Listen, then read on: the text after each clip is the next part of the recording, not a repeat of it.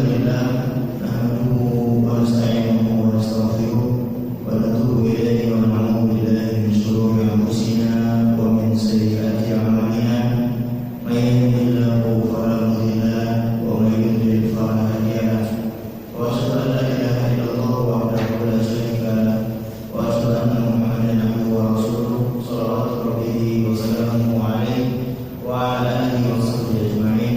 Amma ba'd. Ma'asyiral muslimin wal muslimat, kaum muslimin dan muslimat yang semoga senantiasa dimuliakan oleh Allah Azza wa Jalla.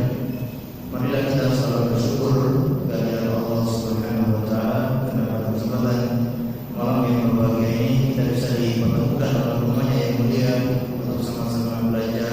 Semoga Allah berkenan memberikan kita ilmu yang bermanfaat sehingga bisa kita amalkan sebagai bekal untuk menghadap kepada Allah Jalla wa Ala. Amin ya rabbal alamin. Salawat dan taslim semoga tetap tercurahkan kepada junjungan kita Nabi besar Muhammad sallallahu alaihi wasallam, kepada seluruh keluarganya, para sahabatnya dan umatnya yang setia mengikuti tuntunannya sampai hari kiamat. Ma'asyiral muslimin wal muslimat, a'azzallahu wa iyyakum.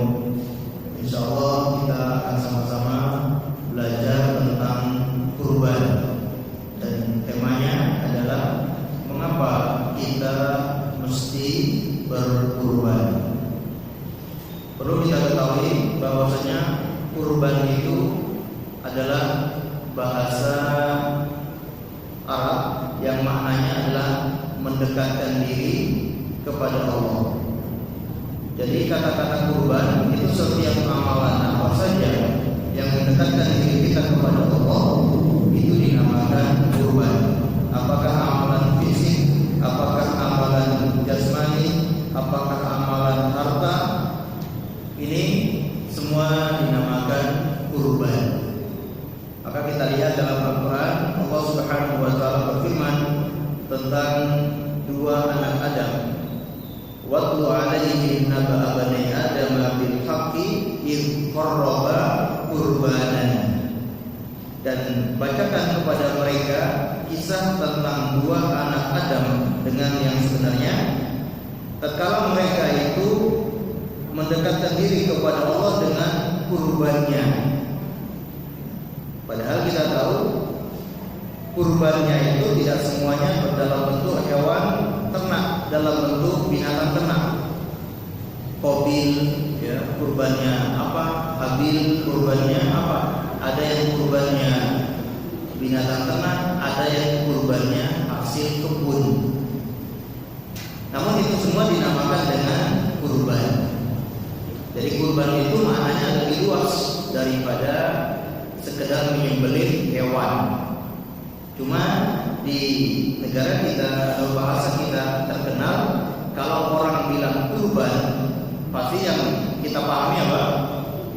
Menyembelih binatang ternak atau hewan ternak. Padahal makna kurban itu lebih luas. Nah, sedangkan menyembelih hewan itu dalam bahasa Arab dinamakan udhiyah. Apa tadi? Udhiyah itu menyembelih hewan.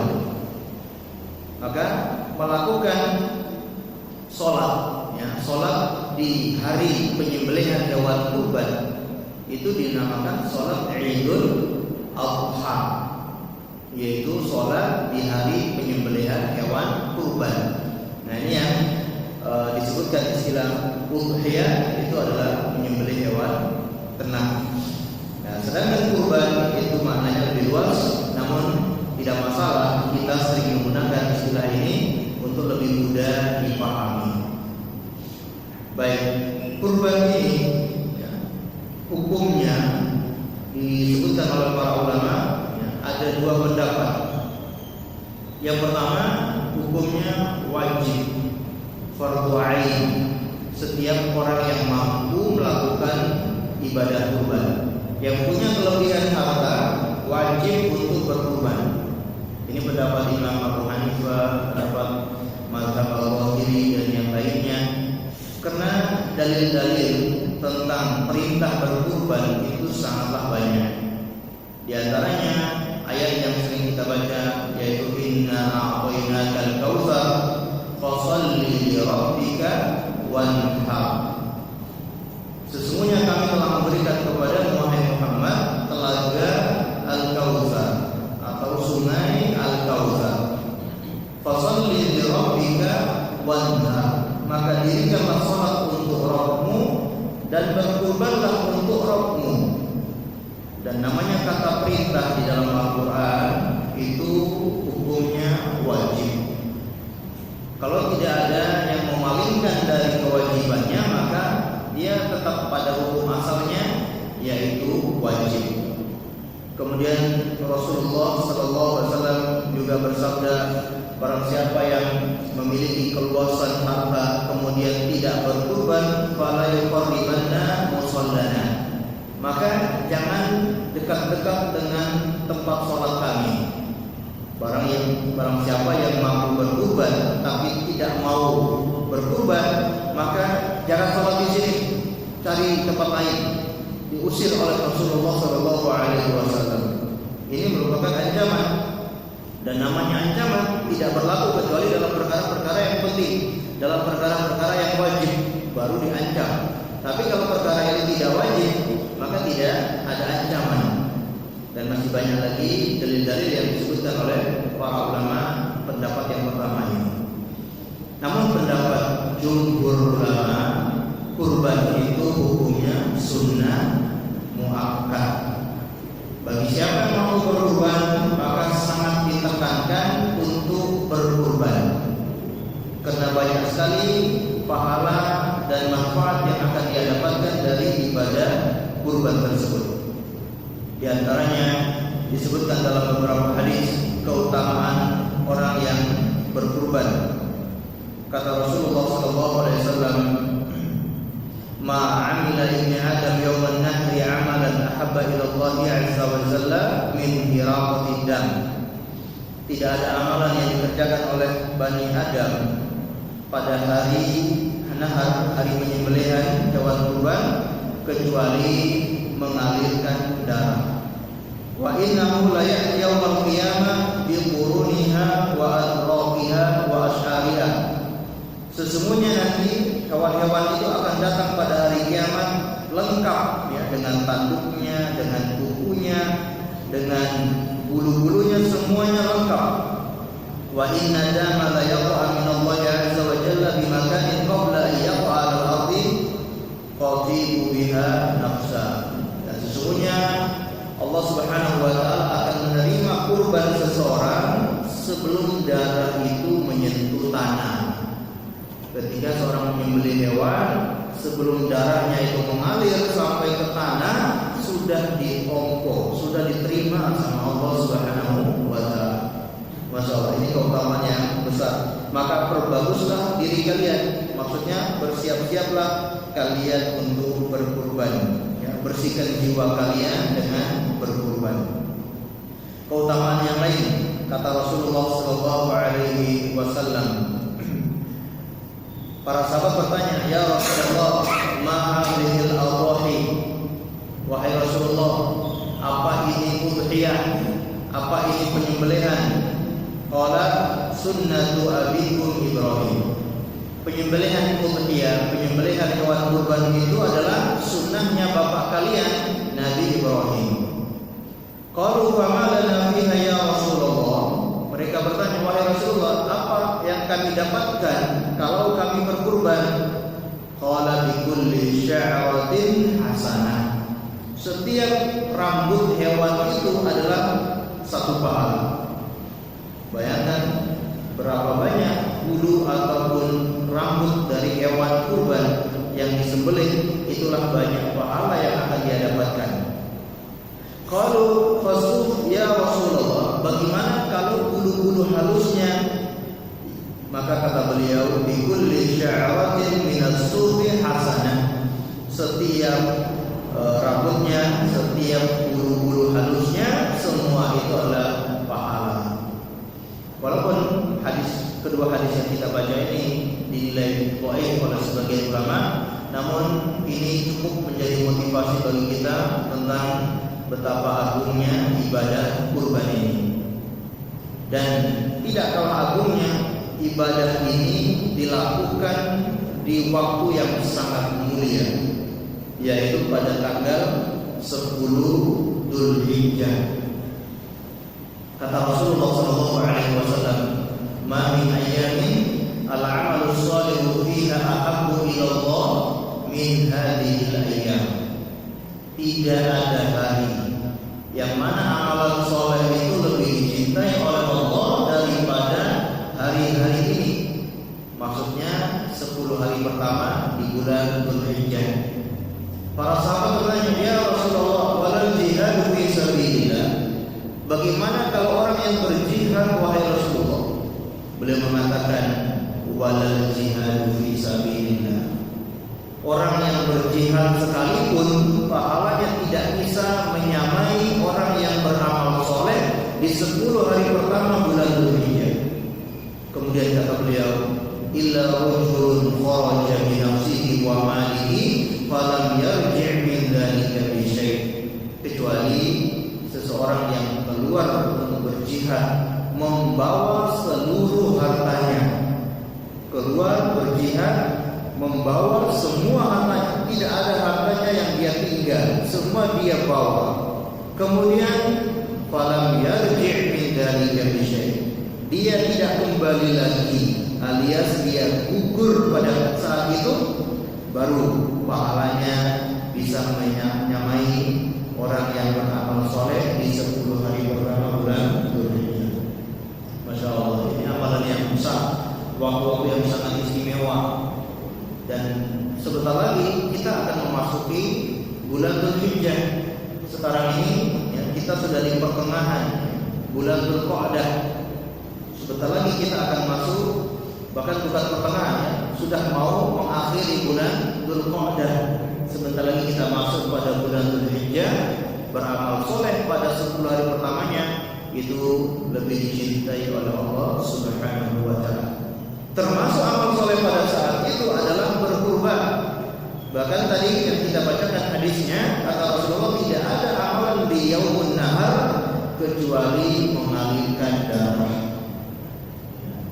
Karena menyembelih ini adalah ibadah yang sangat agung. Makanya kalau ada orang yang menyembelih hewan kemudian diserahkan untuk selain Allah, kira-kira dosa atau tidak? Orang menyembelih hewan untuk dipersembahkan kepada selain Allah, dosa besar, syirik besar, bahkan bisa mengeluarkan dari Islam. Orang yang meninggal belum bertobat melakukan dosa ini tidak akan diampuni oleh Allah Subhanahu wa ta'ala, kekal di dalam neraka selama-lamanya. Karena amalan ini amalan yang besar. Kalau diberikan kepada selain Allah dosanya besar, dan kalau diberikan kepada Allah, kurbannya ini, penyembelihan ini diserahkan kepada Allah, maka pahalanya sangat besar. Oleh karena itu, kalau kita melihat jenis penyembelihan itu ada 3 macam. Yang pertama, penyembelihan yang hukumnya syirik, yang tidak boleh dilakukan, yang merupakan dosa besar, yaitu menyembelih untuk selain Allah. Apakah ada orang yang menyembelih untuk selain Allah? Masih ada atau tidak? Sangat banyak orang menyembelih hewan diberikan kepada selain Allah. Apakah orang non-muslim ataupun orang Islam, masih ada sebagian yang menyembelih untuk selain Allah, menyembelih untuk pohon tertentu, menyembelih untuk penjaga gunung, menyembelih untuk penjaga laut timur, laut barat, laut utara, laut selatan, menyembelih untuk ini dan untuk itu, semuanya adalah dosa besar. Karena ini ibadah khusus hanya untuk Allah. Ada sebuah kisah, orang masuk surga gara-gara seekor lalat, dan orang masuk neraka gara-gara seekor lalat.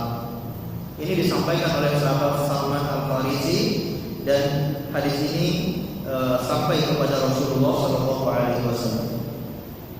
Jadi kata Rasulullah, Suatu ketika ada dua orang di Bani Israil yang melewati suatu perkampungan. Tidak boleh melewati perkampungan itu kecuali harus berkurban. Orang pertama lewat, maka mereka berkata, kami tidak mengizinkan Anda lewat di tempat ini kecuali Anda harus berkurban terlebih dahulu. Berkurban untuk berhala mereka. Maka orang pertama mengatakan, aku nggak punya apa-apa, saya nggak punya hewan untuk saya kurbankan untuk berhala itu. Mereka berkata, qorrib walau zubaban, persembahkan, sembelihlah hewan walaupun seekor lalat. Orang ini pun mengambil lalat lalu mempersembahkan kepada berhala tersebut. Fakhallu sabilahu, mereka membiarkan orang ini pergi. Kata Rasulullah, pada khalannar, orang ini pun masuk neraka. Orang yang kedua melewati kampung tersebut, mereka mengatakan, persembahkan sesuatu, kurbankan sesuatu. Kata orang ini, saya tidak punya sesuatu. Mereka mengatakan, qarrib walau dubaban, persembahkan walau hanya satu ekor lalat. Orang ini karena dia punya ilmu, dia orang yang bertauhid, dia mengatakan, mana mungkin saya mempersembahkan hewan, mempersembahkan sesuatu kepada selain Allah. Faduriba unuqahu, mereka pun langsung memenggal kepala orang ini. Fadakhala al-jannah, orang ini pun masuk surga. Jadi jangan melihat besar kecil hewan atau binatang yang dipersembahkan, tapi lihatlah kepada siapa yang dipersembahkan. Kalau dipersembahkan kepada selain Allah, walau hanya seekor lalat, walau hanya satu ekor ayam, walau hanya dengan satu butir telur, ataupun apa saja, kalau dipersembahkan kepada selain Allah, maka ini dosa besar dan tempat kembalinya di neraka. Oleh karena itu, penyembelihan seperti ini tidak boleh, yang merupakan penyembelihan syirik. Penyembelihan yang kedua yaitu penyembelihan yang mubah. Mubah itu artinya boleh, yaitu penyembelihan sehari-hari. Kita menyembelih hewan untuk dimakan, untuk menyambut tamu, menyembelih hewan dagingnya dijual, menyembelih hewan untuk acara tertentu, acara walimah dan sejenisnya. Maka ini namanya penyembelihan yang mubah, tidak dapat pahala, ya. Dengan syarat ketika menyembelih harus menyebut nama Allah. Kalau ada orang yang sengaja menyembelih hewan tidak menyebut nama Allah, maka dagingnya haram untuk dimakan.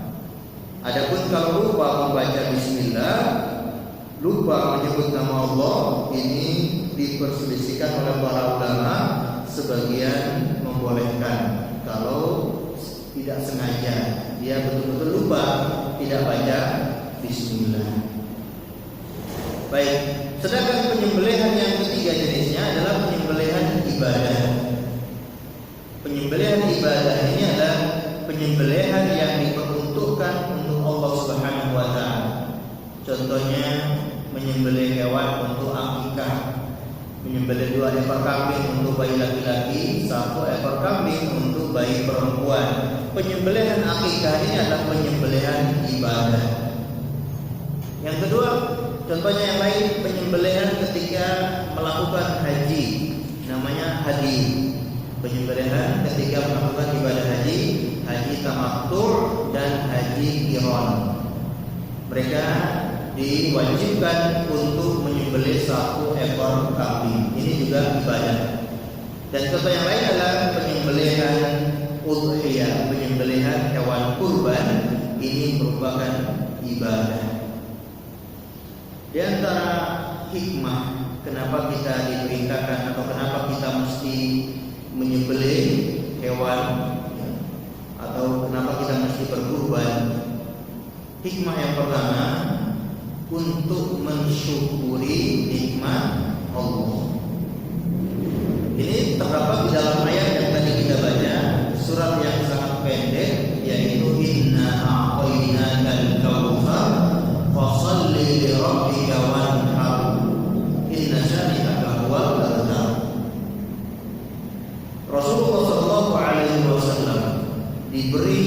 nikmat yang sangat banyak oleh Allah. Makanya di antara penafsiran Al-Kautsar itu sebagai ulama tafsir mengatakan maknanya adalah nikmat yang sangat banyak. Dari kata-kata kafirun, kafir itu banyak, Kautsar itu yang sangat banyak. Sesungguhnya wahai Muhammad, kami telah memberikan kepadamu nikmat yang sangat banyak, baik nikmat di dunia maupun nikmat di akhirat. Di dunia Rasulullah dikasih nikmat yang sangat banyak. Contohnya apa? Ya, baik nikmat dunia maupun nikmat duniawiyah. Nikmat dunia, misalkan nikmat duniawiyah berupa materi, yaitu seperti beliau dihalalkan ghanimah ketika berperang, mendapatkan harta ghanimah. Ya, ini merupakan nikmat. Kemudian ketika berperang, beliau juga diberi kemenangan, diberi pertolongan oleh Allah Subhanahu wa taala. Atau nikmat diniyah, nikmat berupa agama, yaitu apa? Hidayah. Allah Subhanahu wa taala telah memberikan hidayah kepada Rasulullah sallallahu alaihi wasallam, bahkan mengangkat Rasulullah sebagai seorang nabi, bahkan nabi yang sangat mulia dibandingkan nabi-nabi yang lain. Derajat kenabian yang paling tertinggi itu diberikan kepada Rasulullah sallallahu alaihi wasallam. Atau nikmat di akhirat, yaitu Rasulullah diberi sungai. Ketika duduk di suatu majelis, Rasulullah SAW tiba-tiba terkantuk sebentar. Ini diceritakan oleh sahabat Anas bin Malik. Ya. Suatu ketika kami duduk bersama Rasulullah, tiba-tiba Rasulullah terkantuk sebentar. Farafa'a, kemudian beliau mengangkat kepalanya seraya bertanya.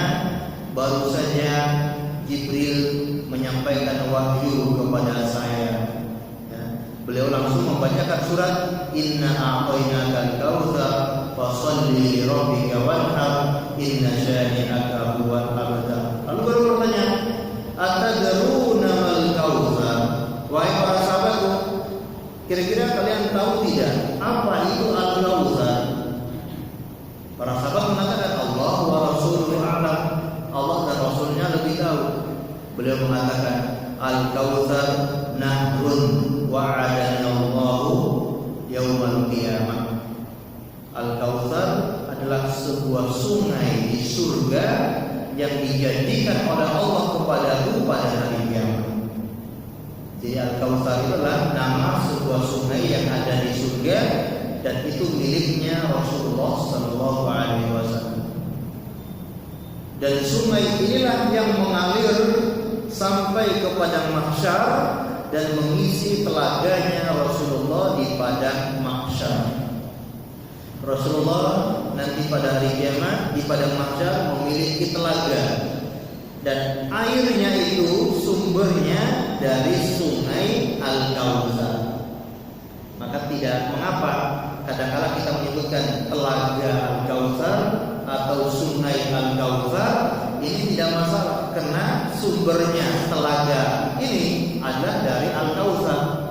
Ya, tapi Al-Kautsar itu kata adalah sungai yang dijanjikan oleh Allah di dalam surga. Kata Rasulullah, ya, untuk mengisi telaganya beliau ada dua pancuran besar, satu pancuran terbuat dari emas, satu pancuran yang lagi terbuat dari perak, mengalir deras sungai dari Al-Kautsar mengisi telaganya Rasulullah SAW. Kira-kira gimana airnya, gimana rasanya? Belum pernah nyoba, ya.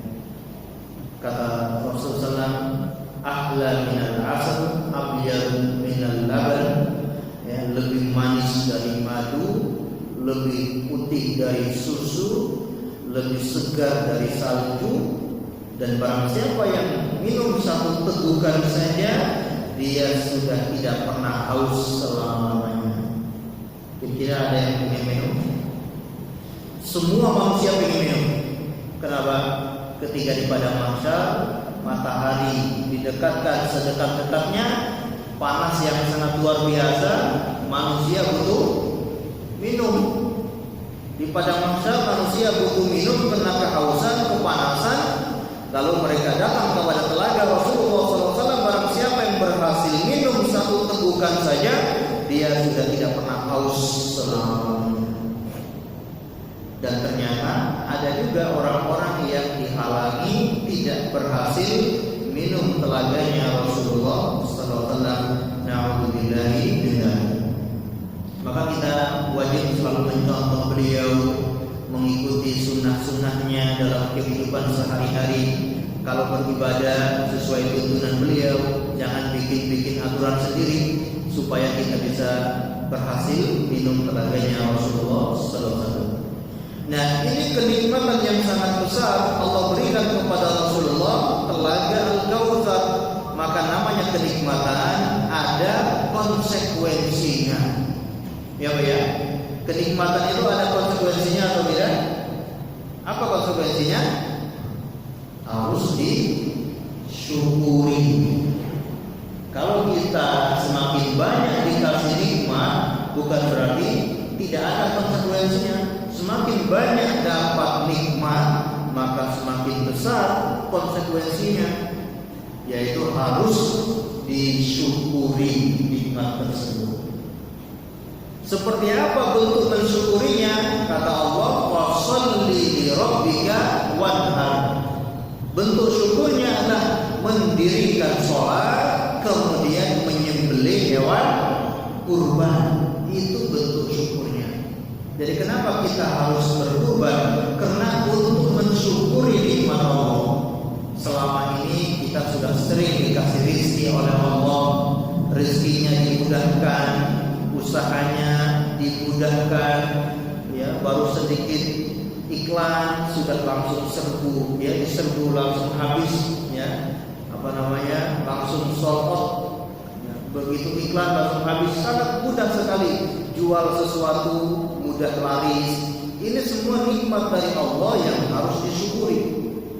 Salah satu bentuk syukurnya adalah dengan menyembelih hewan kurban.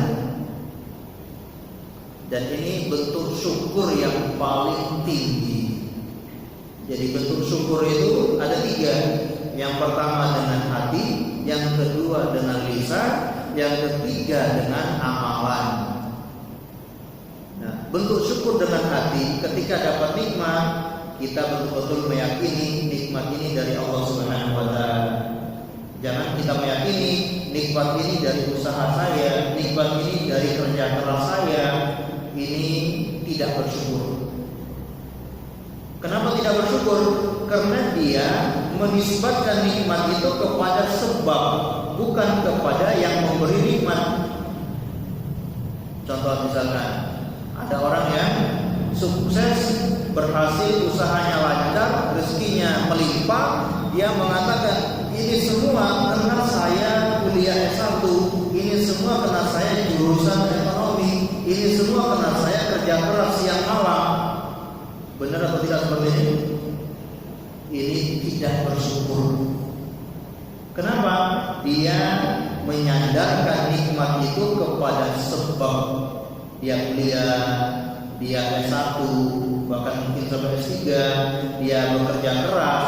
Itu semua hanyalah apa? Sebab. Yang memberi nikmat siapa? Allah Subhanahu wa taala.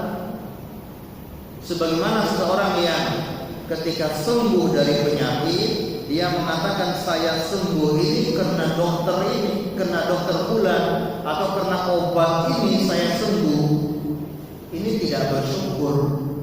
Harusnya dia mengatakan saya sembuh alhamdulillah karena Allah, dan karena sebab dokter ini, karena sebab obat ini. Itu baru bersyukur, menyandarkan nikmat kepada Allah. Ini syukur dengan apa? Hati. Yang kedua syukur dengan lisan, yaitu dengan memuji Allah. Begitu dapat nikmat, langsung memuji Allah. Alhamdulillah. Ya. dapat nikmat selalu lisannya memuji Allah, ya, dengan kalimat alhamdulillah atau dengan kalimat zikir-zikir yang lain. Dan bentuk syukur yang tertinggi yaitu dengan amalan. Amalan itu bisa berupa sholat, bisa berupa bersedekah, atau bisa berupa kurban. Rasulullah SAW suatu ketika atau suatu malam beliau sholat sampai kakinya bengkak. Pernah dengar cerita ini? Maka Ibunda Aisyah bertanya, wahai Rasulullah, engkau itu sudah diampuni dosa-dosanya yang telah lalu maupun yang akan datang. Engkau itu sudah dijamin masuk surga. Tapi kenapa engkau sholat sekian lama, saking lamanya kakinya bengkak-bengkak? Kata beliau, afala akunu abdan syakura. Apakah tidak boleh aku menjadi hamba yang bersyukur? Jadi beliau mensyukuri nikmat itu dengan sholat, bahkan sholatnya sangat lama. Termasuk bentuk mensyukur nikmat Allah adalah menyembelih hewan kurban. Ini ibadah harta yang paling agung, yang paling istimewa adalah kurban. Ibadah harta itu ada apa saja? Ya, ibadah yang dikerjakan dengan harta, mengeluarkan harta, ada sedekah, ada zakat, ada wakaf, ya. Ibadah harta itu bermacam-macam. Namun yang paling besar, yang paling agung adalah menyembelih hewan kurban. Sehingga Allah menggandengkan antara sholat dan kurban. Sholat adalah amalan badan yang paling afdal, sedangkan kurban adalah amalan harta yang paling afdal. Jadi ini hikmah yang pertama, kenapa kita mesti menyembelih, karena kita mensyukuri nikmat Allah, kita keluarkan sedikit harta untuk bersyukur dengan menyembelih hewan kurban. Dan pasti akan diganti oleh Allah Subhanahu wa taala. Kalau kita mengeluarkan harta untuk Allah, pasti diganti dengan yang lebih baik. Jadi jangan kita mengatakan kalau saya kurban nanti hartanya berkurang, ya, nanti harta saya tidak nambah-nambah. Insya Allah akan diganti oleh Allah Subhanahu wa taala. Dan perlu kita ingat, kurban itu ibadah tahunan. Karena ada sebagian kaum muslimin yang salah paham, menyangka kurban itu ibadah satu kali seumur hidup. Ini tidak benar. Tahun ini kurban atas nama ayahnya, tahun depan kurban atas nama ibunya, tahun depan lagi atas nama anaknya. Begitu anak-anak semua sudah lengkap, tidak mau kurban lagi. Nah, ini keliru. Yang benar apa? Kurban itu ibadah tahunan. Kalau setiap tahun ternyata punya kelebihan harta, maka diwajibkan atau dianjurkan untuk berkurban. Nah, maka kita lihat Allah Subhanahu wa taala meletakkan ibadah-ibadah itu dengan waktu-waktu tertentu. Ada ibadah harian, ada ibadah pekanan, ada ibadah bulanan, ada ibadah tahunan, dan ada ibadah sekali seumur hidup. Ibadah harian contohnya sholat 5 waktu. Ibadah pekanan contohnya sholat Jumat, ya, Jumatan, ini ibadah pekanan. Ibadah bulanan contohnya puasa Ayyamul Bid, sebulan dikerjakan 3 kali 3 hari, tanggal berapa? 13, 14, 15 setiap bulan. Ini ibadah bulanan. Ibadah tahunan, ya, contohnya seperti sholat Idul Fitri, sholat Idul Adha, termasuk ibadah kurban atau juga ibadah haji. Ya, ibadah haji ini ibadah tahunan atau sekali seumur hidup? Nah, ibadah haji ini ibadah tahunan. Kalau sudah pernah berhaji tapi masih punya uang, masih punya kemampuan, ya berangkat lagi setiap tahun kalau mudah, kalau mampu. Karena ibadah haji itu bukan sekali seumur hidup, tapi ibadah tahunan, termasuk ibadah kurban. Nah, jangan dibolak-balik. Ibadah yang harian ditaruh di tahunan, yang tahunan ditaruh di harian. Sholat yang itu merupakan ibadah harian ditaruh di tahunan. Nah, ini keliru. Jadi sholat itu cuma 2 kali dalam 1 tahun. Ya, sholat Idul Fitri dan Idul Adha. Atau sholat 5 waktu yang harusnya itu harian ditaruh di pekanan. Sholatnya cuma Jumatan. Nah, ini tidak benar. Sudah ada waktu-waktunya masing-masing. Ada ibadah yang sekali seumur hidup. Contohnya apa? Sunat, ya. Kalau sudah sunat, ya sudah, nggak usah sunat lagi. Ya, apanya yang mau dipotong gitu ya. Ya, kalau sudah sunat, ya tidak perlu sunat lagi, sekali seumur hidup. Menikah gimana? Sehidup semati, ya, janjinya begitu. Sekali seumur hidup, tidak, ya. Baik. Maka kurban ini ibadah tahunan. Kalau setiap tahun ternyata panjenengan punya kemampuan, maka lakukan ibadah kurban. Dan namanya kurban itu tidak harus yang paling mahal. Kita bisa berkurban asalkan sudah memenuhi persyaratannya. Kalau sudah memenuhi persyaratan, maka sudah sah kurban kita. Tidak harus dengan kambing yang paling bagus, tidak harus dengan sapi yang paling mahal, tidak mesti. Itu kalau kita punya kesanggupan, kita punya kemampuan, maka dianjurkan yang paling bagus, yang paling mahal. Ini yang kalau punya kemampuan. Tapi kalau kemampuannya terbatas, maka kita cari sesuai kemampuan. Jangan dijadikan alasan, saya tidak bisa beli yang paling mahal, akhirnya tidak mau kurban. Ini alasan. Dan namanya alasan itu lebih luas daripada alas. Alas itu sudah luas, alas itu sombong, tapi alasan itu lebih luas. Alasannya banyak, ya.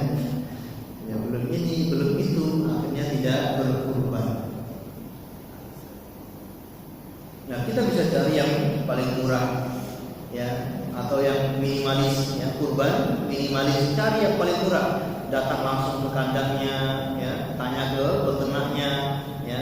Kalau mau betina juga tidak masalah, asalkan umurnya sudah 1 tahun, di atas 1 tahun, ya kita beli aja. Walaupun yang betina kan harganya lebih murah, ya. Yang penting kita bisa berkurban, ya. Baik, hikmah yang berikutnya, kenapa kita mesti berkurban?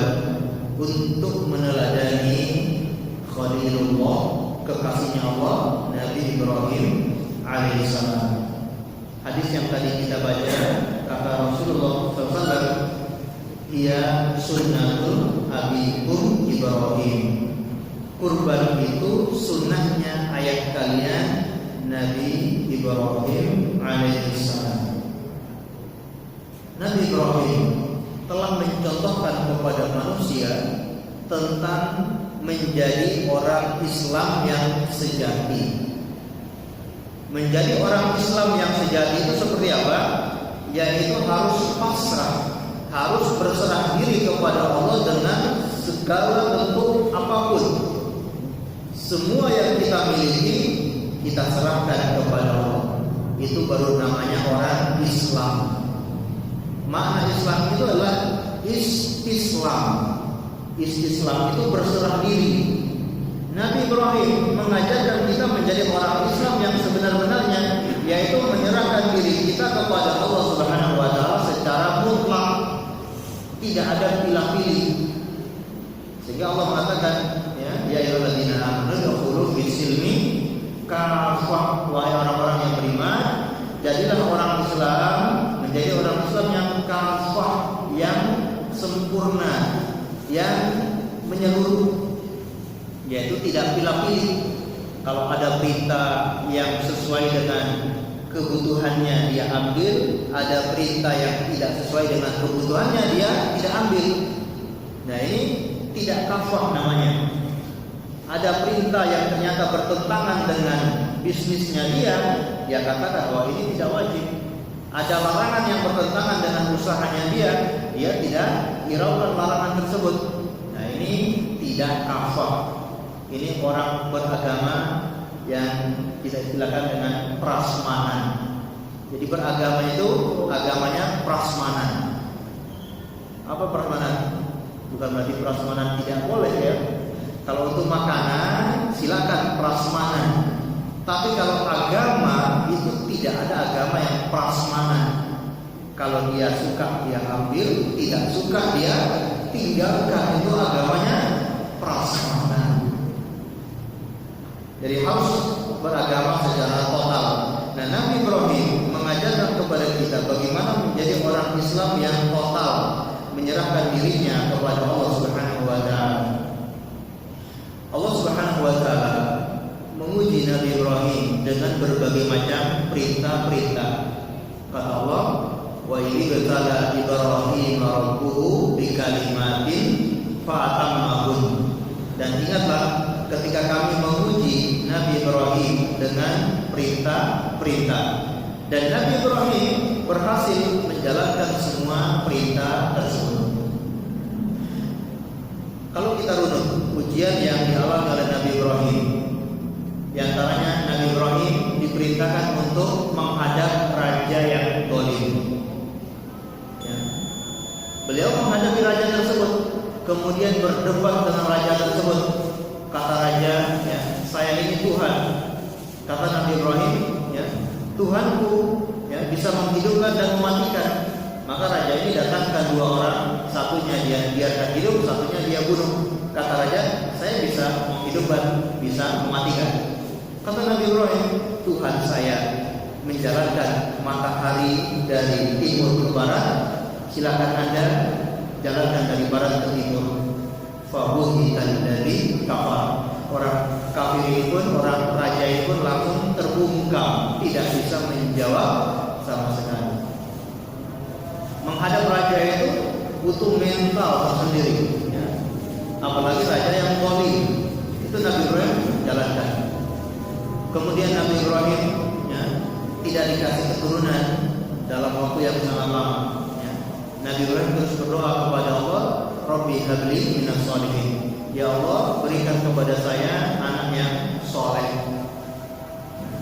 Allah tidak kabulkan doanya itu, ya, sampai disebutkan umurnya 80 tahun.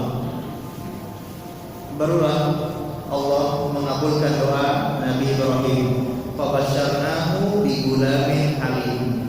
Kami beri kabar gembira kepada Nabi Ibrahim akan dianugerahi anak yang halim, anak yang santun, yang punya budi pekerti mulia. Lahirlah anaknya yang bernama Ismail. Baik, kita akan lanjutkan ya, kisah ini setelah kita mendengarkan azan, insyaallah.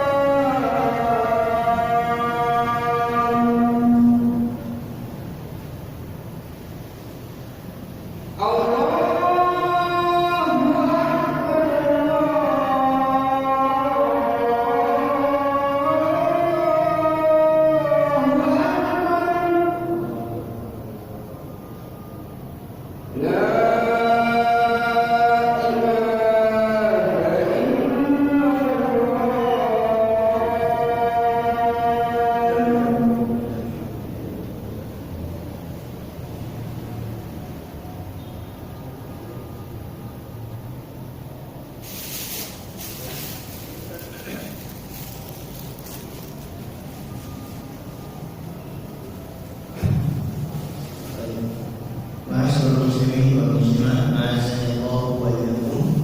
Sambil menunggu komat, kita lanjutkan sedikit. Allah Subhanahu wa taala tidak memberi anak kepada Nabi Ibrahim dalam waktu yang sangat lama sampai rambutnya berubah, usianya mencapai 80 tahun, barulah dikasih anak oleh Allah Subhanahu wa taala. Allah sebutkan fabasyarnahu bigulamin halim. Kami kabarkan berita gembira kepada Nabi Ibrahim akan dianugerahi anak yang santun, anak yang memiliki budi pekerti mulia. Lahirlah putranya yang bernama Ismail.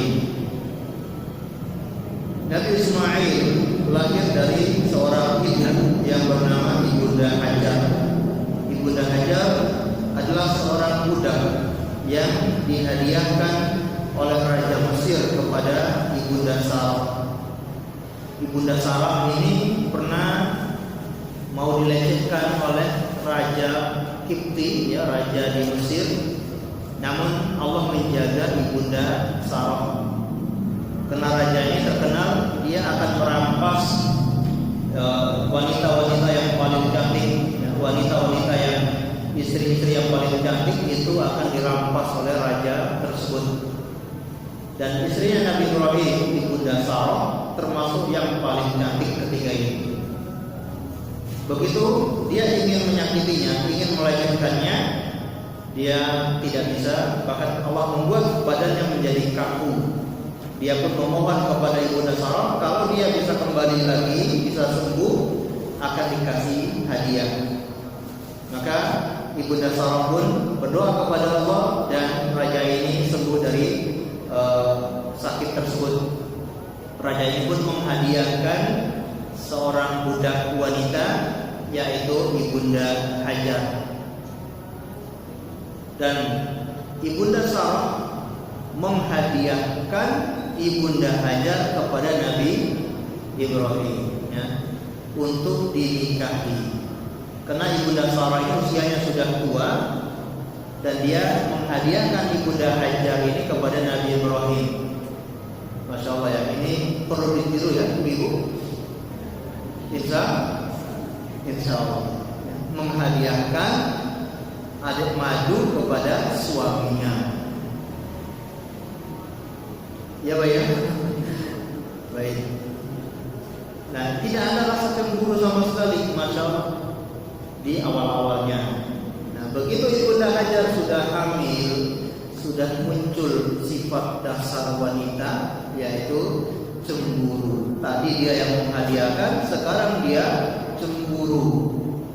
Dia bernazar untuk membolongi 3 tubuh Ibunda Hajar. Maka ketika didengar Nabi Ibrahim, nazarnya ini harus ditunaikan. Dibolonglah 2 telinganya dan dikhitan Ibunda Hajar. Ya. Maka anting-anting, ya, ibu pakai anting-anting membolongi telinga itu dari Ibunda Hajar. Kemudian cemburunya semakin menjadi-jadi. Allah perintahkan kepada Nabi Ibrahim untuk membawa Hajar, Ibunda Hajar dan Nabi Ismail ke tempat lain, yaitu sebuah tempat yang tidak ada manusia sama sekali, yaitu Ka'bah sekarang ini. Begitu sampai di Ka'bah, di bawah pohon namanya pohon Daud, Nabi Ibrahim menaruh Ibunda Hajar dan Nabi Ismail di bawah pohon tersebut, kemudian langsung berbalik arah pergi meninggalkan mereka. Ibunda Hajar mengejar Nabi Ibrahim, bertanya, ya, ilaman takiluna, wahai Ibrahim, kepada siapa engkau titipkan kami di sini? Tidak ada orang, tidak ada makanan, tidak ada tumbuhan, tidak ada air. Kira-kira nasib kami bagaimana? Wajar tidak seorang istri yang baru lahirkan anak bayi bertanya kepada suami yang akan pergi jauh, entah sampai kapan dia akan kembali? Ya, ini manusiawi. Ibunda Hajar bertanya seperti itu. Kepada siapa kamu titipkan kami di sini? Sampai 3 kali tidak dijawab oleh Nabi Ibrahim. Maka Ibunda Hajar mulai sadar, berarti pertanyaannya mungkin ada yang keliru, harus diganti pertanyaannya. Kata beliau, Allahu amaraka bihadza, apakah Allah yang memerintahkan engkau untuk ini? Kata Nabi Ibrahim, nah, betul. Allah yang memerintahkan saya untuk meninggalkan kalian di sini. Langsung Ibunda Hajar mengatakan, idzan la yughayyiru Allah. Kalau begitu Allah tidak akan membiarkan kami di sini. Tidak mungkin Allah sia-siakan kami di sini. Masya Allah. Ketika tahu ini perintah Allah, langsung tumbuh keyakinannya kalau Allah pasti menolong mereka. Kalau ini perintah Allah, maka tidak mungkin Allah tidak menolong mereka. Pasti akan ditolong oleh Allah. Walaupun tidak ada manusia, tidak ada makanan, tidak ada minuman, tapi karena menjalankan perintah Allah pasti akan turun pertolongan dari Allah Subhanahu wa taala. Itu keyakinan seorang wanita beriman, istri solehah, istri yang qanaah, walaupun tidak disiapkan rumah, tidak disiapkan perabotan, tidak ada makanan, tidak ada minuman.